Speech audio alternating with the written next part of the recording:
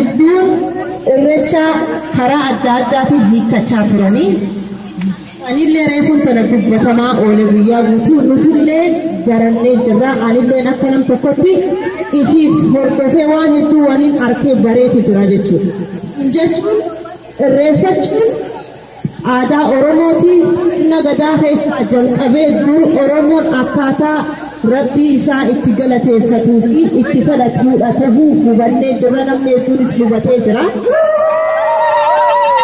Kanaafuu nuti yoo iftuffannee namni nu kabaju hin jiru. If kabajuun ifirraa eegalaa if kabajnee aadaa keenya kabajnee guddisni nurra jiraata jechuudha.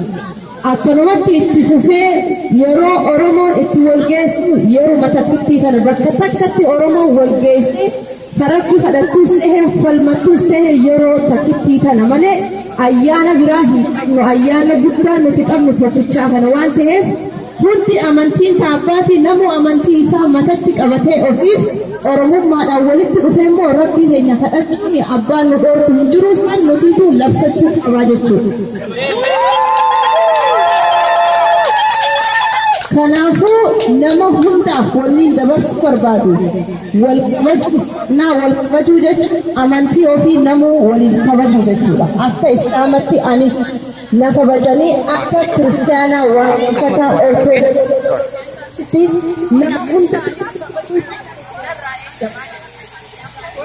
anis akkasumatti kabajuutu narraa eegamaa jechuudha. Garuu wanni waliin dhufitu Oromummaa Kontumma eenyummaa kanaaf waliin fidaa kana cimseenoti ifbirannee dabarree alagaa fi hunda beeksisa kanarra jiru nuti malee nuti wal morminee wal nyaachuun nurra hin jiru kana matatti haa qaban.